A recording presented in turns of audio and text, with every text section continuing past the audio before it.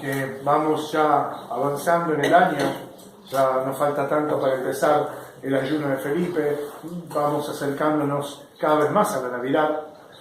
En el Evangelio, en que aparece Jairo, el jefe de la sinagoga, sucede algo en el medio. El texto nos describe lo que pasa con Jairo y con su hija, y niña, levántate, la niña que vuelve a la vida, pero en el medio aparece algo que no es menor que lo que pasa con la niña, con la hija de Jairo, que sabemos que fue devuelta a la vida por la palabra del Señor.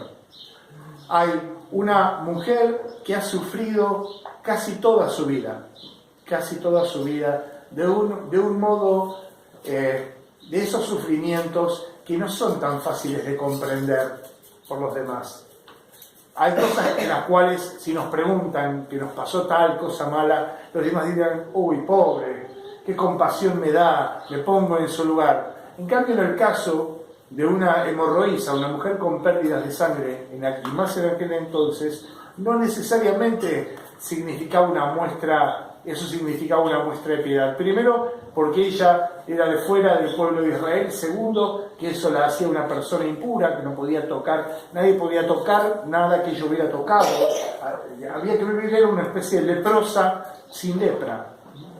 La persona que no era clara el Evangelio de Lucas, tal vez por un poco de compasión profesional, ya que él era médico, pero los demás aclaran que había gastado todos sus bienes en los médicos, ¿sí? Lucas no lo aclara, pero el resto sí. Había realmente vivido un calvario en su vida. Todos los últimos 18 años de su vida habían sido algo difícil de explicar a otro, difícil de transmitir. Era un sufrimiento que la acompañaba y eso es algo que tenemos que centrarnos, que hay dolores que nosotros los padecemos y los demás no los comprenden, los demás no necesariamente tienen la muestra de compasión o de apoyo que nosotros esperamos, y sin embargo estamos llamados a luchar para cargar con la cruz que nos toca. No elegimos las cosas que nos pasan. Algunas pueden ser consecuencia de lo que hacemos, pero otras no. Sencillamente suceden. Y sean con colaboración nuestra o sin colaboración nuestra, esas cruces que nos acompañan, que se transforman en una parte de nuestra vida, en un área de nuestra vida, que nos condicionan tanto, pueden ser de distintas clases. Pueden ser más o menos visibles, pueden ser más o menos interiores, pero siempre de alguna manera nos ponen en ese estado de lepra, ¿sí? Invisible, nos ponen más allá de la ayuda o del consuelo de los que están cerca de nosotros. Cuántos sufrimientos interiores, cuántos dramas, dilemas. Muchos pueden ser por un padecimiento físico, por un padecimiento psíquico, por un defecto moral. Tantas cosas pueden llevarnos a ponernos en esa situación límite y que nos pone también fuera del alcance de la ayuda de los demás. Trae mucha soledad y mucho dolor. Por eso tenemos que orar profundamente, no solo por las otras personas a que les pasa, sino también por cada uno de nosotros, porque todos tenemos algún área.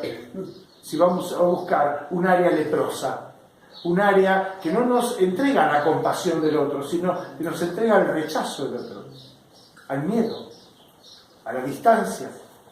No, ya a esta persona no la ayudo más porque es terrible, o a esta persona más no, porque no es, y no, pero tampoco, digamos, el contacto con uno genera una especie de lepra invisible que nos va alejando a los demás. Y eso también trae mucho dolor. Hay que orar por la de los demás, pero también hay que orar por las propias lepras, que también nos alejan a los demás. Aquellas cosas que padecemos, pero también son fuente de padecimiento, de miedo o de distancia para los demás. Y de esas las tenemos todos, de distintas maneras, de distintas formas, con distintos aspectos, pero son esas áreas que son fuente de dolor y nosotros podemos, por error, por debilidad, instalarnos en la autocompasión. lamentarnos por el mal que padecemos y en el fondo también por el mal que ponemos los demás. Cuando nosotros tenemos una fuente de mal que puede ser daño, la autocompasión no es un remedio, puede ser un calmante. Puede ayudarnos a terminar el día, pero no es un remedio. Por el contrario, agrava la enfermedad. Nos instala en ella como una referencia. Es como si, por ejemplo, una persona padece alcoholismo y lejos de aceptar que eso es un vicio, es un defecto, que está destruyendo su vida, que habita en su vida como un parásito, se instala en él y pretende que todos lo tomen como algo normal, como algo sano, como algo bueno.